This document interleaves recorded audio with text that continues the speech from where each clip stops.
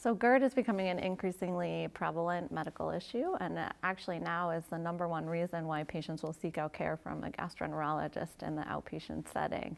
And we think that part of the reason that it's becoming so prevalent and increasingly common is because our diet is changing over time. People are eating a lot less healthy, which can induce a lot more acid reflux, and the obesity is becoming a larger problem, which is certainly probably the most common risk factor for development of GERD. And so we're seeing more and more patients suffering from this condition. In terms of populations at risk, as I said, the obesity certainly correlates very highly with the development of GERD symptoms. Other patient populations include pregnant women, patients or people who are smokers or exposed to secondhand smoke. So certainly huge components of the population.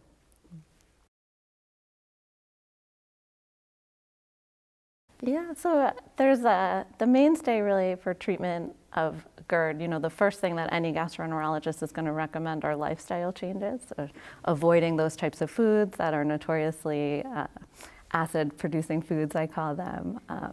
Also lifestyle changes, trying to eat earlier, not lie flat right after eating, things like that. But after making those kinds of adjustments, then the next treatment is really medication dependent, and that is really the PPI class of medications. They really revolutionize the treatment of reflux, and that's because they're very effective at decreasing the amount of acid production. But there are certainly patients that, for whatever reason, don't have a full response to the medications, or that their reflux is so strong that they just have reflux despite even the acid production. In addition, over time, you can lose your response to the PPI therapy and start to regain some symptoms.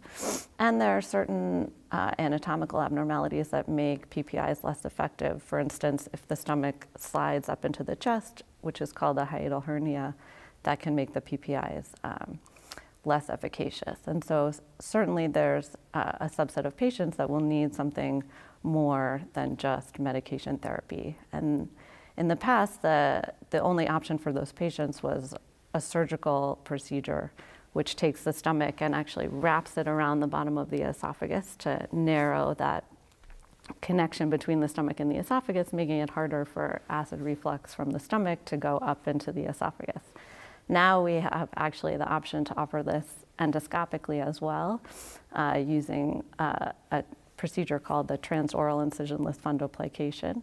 And that does essentially the same thing, but it's all done from the inside without the need for any incisions. So we have certainly exciting options for patients with reflux these days.